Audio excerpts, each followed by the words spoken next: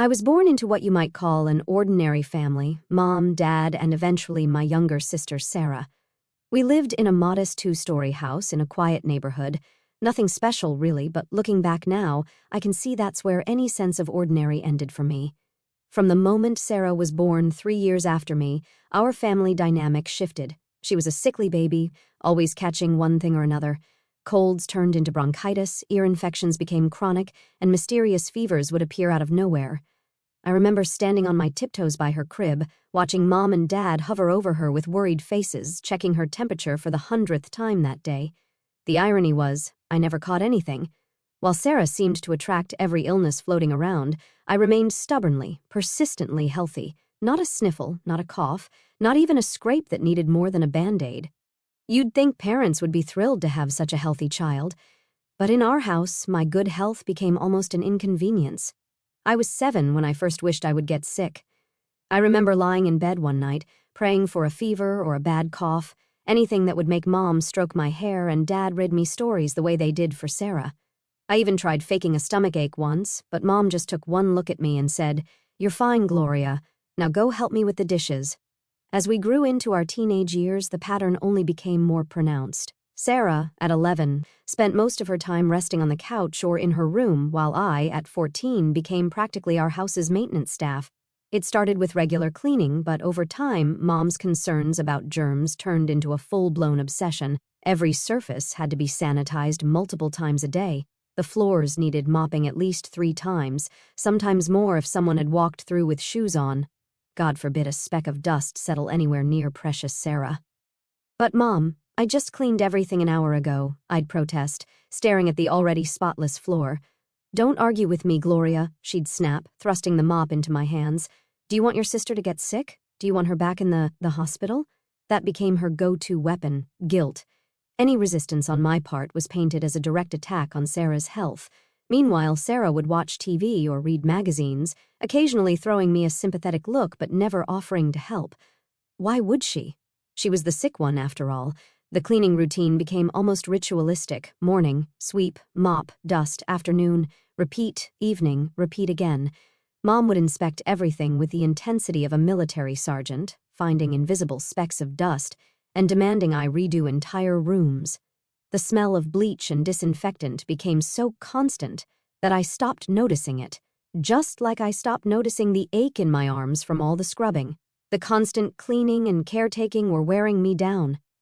Between school, housework, and trying to maintain some semblance of a normal teenage life, I felt like I was drowning. That's when I spotted the Help Wanted sign in the window of Miller's Diner, just 3 blocks from our house. "I want to work there," I announced at dinner that night, watching Mom cut Sarah's meat into tiny pieces even though she was perfectly capable of doing it herself. "I'm 16 now," Mom's nose wrinkled. "A diner, Gloria? Do you know how many germs?" To my surprise, Dad spoke up. "Let her try it, Helen. It might be good for her to have some responsibility." I nearly laughed at that, as if I hadn't been shouldering responsibility since I was 7, but I kept quiet, not wanting to jeopardize his unexpected support. The diner became my sanctuary. Sure, the work was hard, carrying plates, dealing with grumpy customers, cleaning tables, but it was different from the endless cleaning at home. Here, I was valued. Mrs. Miller, the owner, actually thanked me for my work. Customers left tips with genuine smiles. For 4 hours every afternoon, I wasn't just Sarah's sister or the healthy one. I was just Gloria, the reliable waitress who remembered their coffee orders. Every penny I earned went straight into my secret savings account. When Mom asked about my paychecks, I'd shrug and say I was buying school supplies or new clothes. She never questioned it. As long as they didn't have to spend money on me, they were happy. But the diner was just part of my escape plan. During the day, I threw myself into my studies with the same determination I'd once put into cleaning our house. I joined every academic club I could, entered every competition, and signed up for all the advanced placement classes our school offered. Gloria Martinez, my chemistry teacher, announced one day, "Perfect score on the State Science Olympiad, again." My classmates clapped, but I was already thinking about how this would look on my college applications. I needed a full-ride scholarship. My future depended on it. The day I got my acceptance letter from State University, complete with a full academic scholarship, I wasn't even surprised. I'd worked too hard for any other outcome, but I waited to tell my parents, knowing what was coming. Sure enough, a week later, Mom and Dad sat me down at the kitchen table. Sarah lingered in the doorway, pretending not to listen. "Gloria," Mom began, her voice heavy with practiced martyrdom, "we need to talk about college.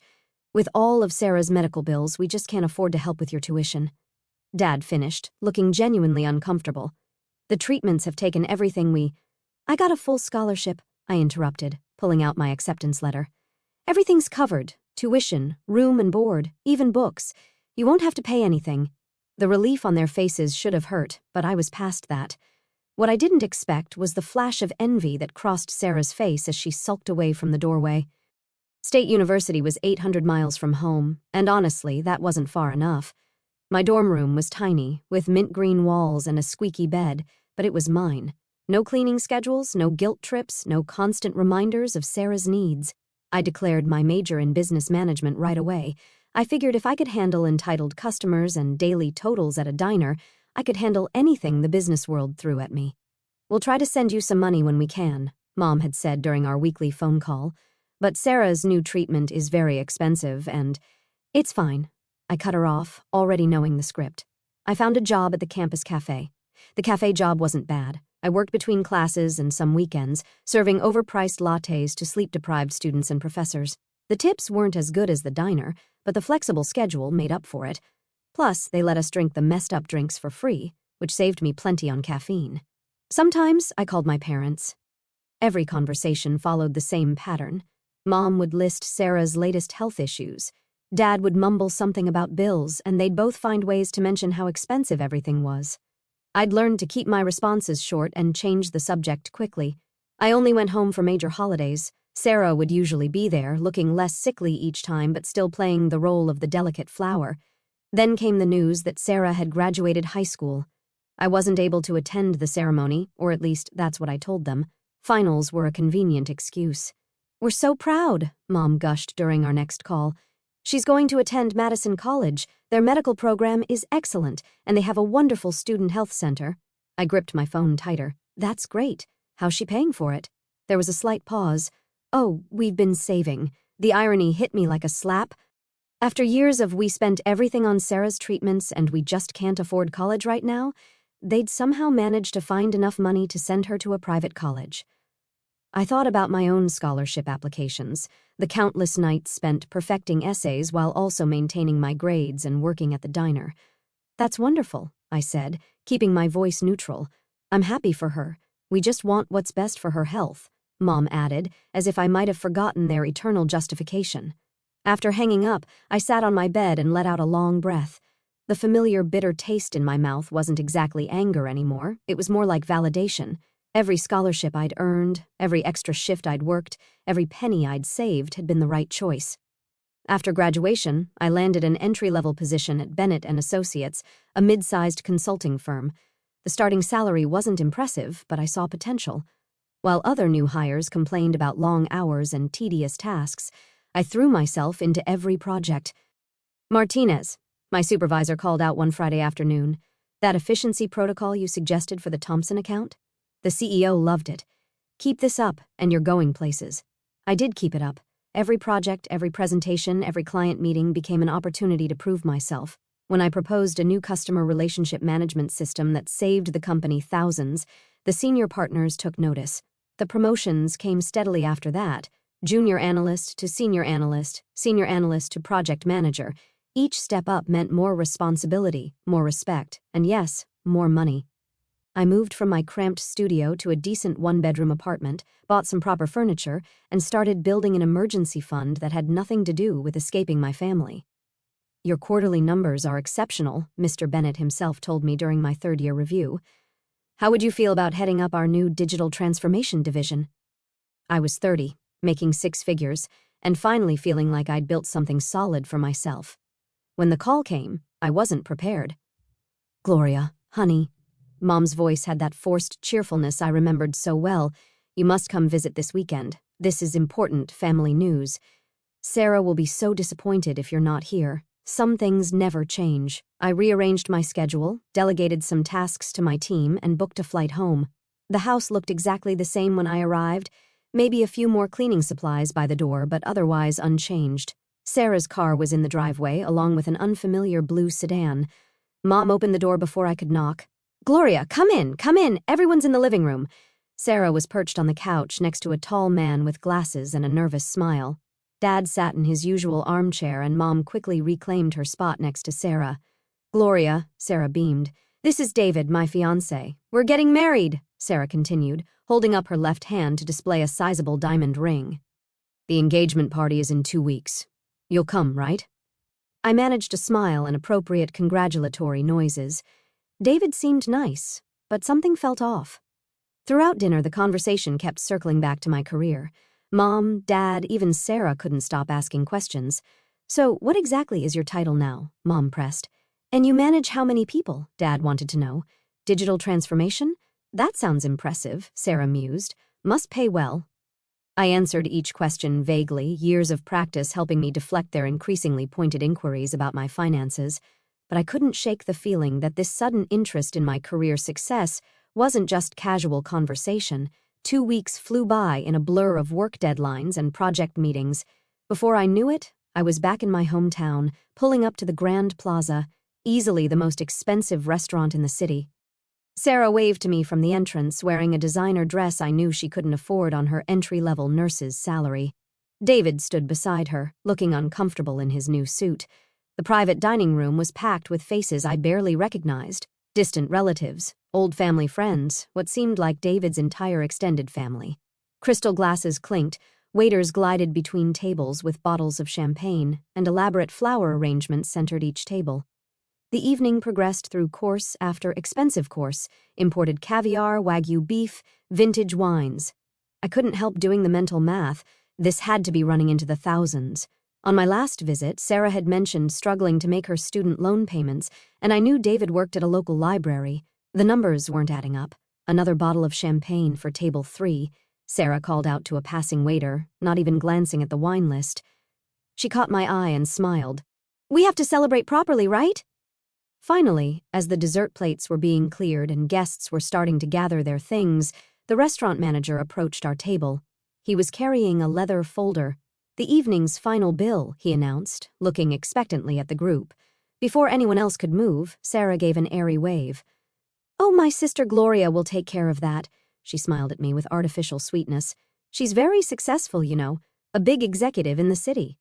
The manager turned to me and extended the folder. I took it, opened it, and felt my blood run cold. The number at the bottom had far more zeros than I'd expected, even with my worst-case calculations. I looked up to find every eye at the table on me. Mom and Dad wore identical expressions of studied nonchalance, as if this had been the plan all along. David looked mortified but said nothing. And Sarah was smirking, actually smirking, like she'd just pulled off some clever trick. They'd planned this.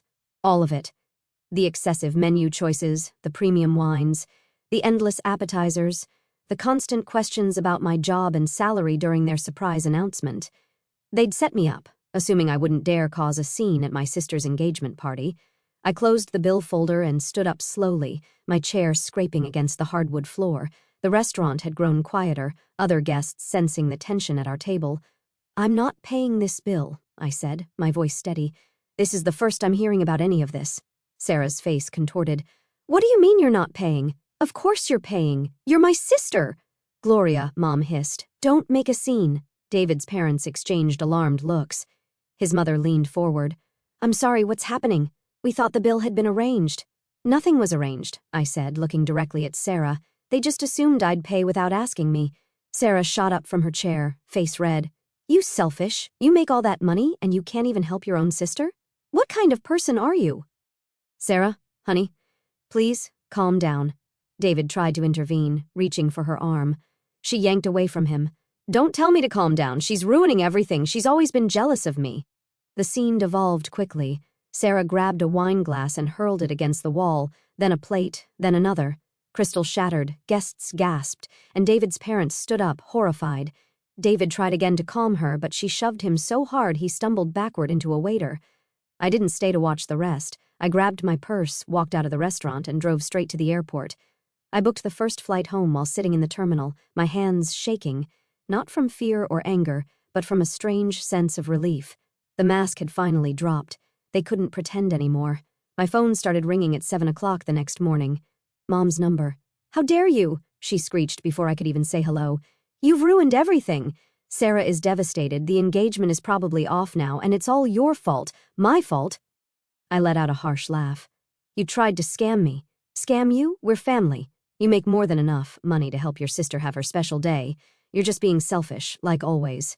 Dad's voice cut in. They had me on speaker. "You humiliated us in front of everyone. You need to make this right." "Make it right?" I repeated. "You mean pay for the bill you tried to trick me into covering?" "Well, yes," Mom said as if it was obvious. "And since you've caused all this trouble, you should pay for the wedding too. The venue Sarah wants is $40,000, and that would be a good way to apologize." I couldn't help it. I started laughing, not polite laughter, but deep, borderline, hysterical laughter. "Let me be very clear," I said when I could speak again. "I'm not paying for the engagement dinner. I'm not paying for the wedding. I'm not paying for anything. And please don't call me again." I hung up, blocked their numbers, and went to make coffee. I had a meeting in 2 hours, and I wasn't going to let their drama derail my life anymore. A week after the restaurant disaster, I was scrolling through Facebook during my lunch break when I saw it. David's relationship status had changed to single. A few clicks revealed that Sarah had removed all their photos together. The engagement was off.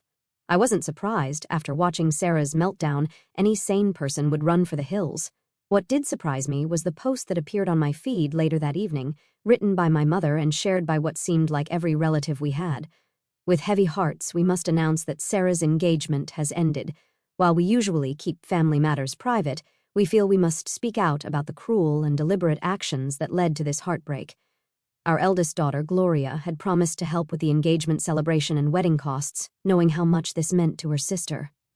But at the engagement dinner, she purposely humiliated Sarah in front of both families by refusing to pay the bill she had agreed to cover. This calculated act of sabotage came from a place of longtime jealousy and resentment. We have always known that Gloria envied the attention Sarah needed due to her health issues, but we never imagined she would stoop so low as to deliberately ruin her sister's happiness. Sarah is devastated, and David's family was so shocked by the scene that they encouraged him to reconsider the marriage. Our family is torn apart because one person chose spite over sisterly love. To those who wonder why we're sharing this publicly, we believe it's important to stand up to toxic behavior even from family members, especially from family members. The comments poured in like poison. I always knew there was something off about Gloria, so cold and distant at family gatherings. Poor Sarah, she's been through so much already with her health issues, and now this betrayal from her own sister. How could anyone be so heartless? Family should support each other. Aunt Margaret, who hadn't spoken to me in years, chimed in. "Helen, I'm so sorry your daughter turned out this way. You and Richard were such wonderful parents to both girls. Some people are just born selfish." Cousin Rachel, who'd attended the engagement, added, "I was there. Gloria just walked out while Sarah was crying. She didn't even try to explain or apologize." Shocking behavior. Even distant relatives I barely remembered were joining the pile-on, each comment more viciously righteous than the last. Not one person questioned my parents' version of events. Not one person wondered why I might have refused to pay. Not one person reached out to hear my side. The narrative was set. I was the villain who destroyed my sister's happiness out of jealousy, the successful but bitter older sister who couldn't stand to see her younger sibling happy, the cold-hearted career woman who chose money over family. I began typing. I've never been one to air family drama publicly, but since my parents have chosen to share their version of events, I feel compelled to share the truth. No, I never promised to pay for Sarah's engagement dinner or wedding. In fact, I knew nothing about these supposed obligations until the restaurant bill was handed to me at the end of the evening. The truth is simple. My parents and sister orchestrated an elaborate dinner at one of the most expensive restaurants in town, invited 50 guests, ordered premium everything, and then expected me to cover the massive bill without any prior discussion or agreement. When I refused to pay for this surprise expense, Sarah had a meltdown that included throwing and breaking restaurant property. I left to avoid escalating the situation. The next morning, my parents called to berate me. They demanded I pay not only for the engagement dinner, but also for a $40,000 wedding. They never denied planning this ambush. In fact, they defended it by saying, "I make enough money to cover these expenses. Don't take my word for it. Listen for yourselves." I attached the audio file I'd recorded of that morning's phone call out of pure instinct, thank goodness. Their voices rang out, clear and damning. Mom, you make more than enough money to help your sister have her special day. Dad, you need to make this right. Me, you mean pay for the bill you tried to trick me into covering? Mom, well, yes, and since you've caused all this trouble, you should pay for the wedding too. The venue Sarah wants is $40,000. The comments started immediately, but these were different. Oh my God, Gloria, I am so sorry for assuming the worst. I can't believe they tried to stick you with a bill like that without warning. Who does that? Helen and Richard, you should be ashamed of yourselves. This is exploitation, not parenting. Aunt Margaret, Gloria, honey, I owe you the biggest apology. I should have known there was more to this story. Cousin Rachel, I was at that dinner, and I knew something felt off about the whole thing. I should have spoken up sooner. I'm so sorry, Gloria. Even some of David's family members commented, saying David had concerns about Sarah's behavior and stability, and that the broken engagement had more to do with her actions than anything I'd done. My parents tried damage control, claiming the recording was taken out of context, but it was too late. The truth was out. I didn't stick around to watch the fallout. I blocked my parents' numbers, blocked them and Sarah on all social media, and deleted the Facebook app from my phone. Enough was enough. That was 6 months ago. I haven't spoken to any of them since. Sometimes I get messages from relatives passing along news. Sarah's seeing a therapist now. Mom and Dad are in family counseling. But I don't respond. Maybe someday they'll understand the damage they've done, but I'm not holding my breath. For now, I'm focused on my life, my career, and the family I've chosen. Friends who support me without trying to exploit me. For the first time in my life, I don't feel guilty about putting myself first. Sometimes, the healthiest thing you can do is walk away, even from family, especially from family.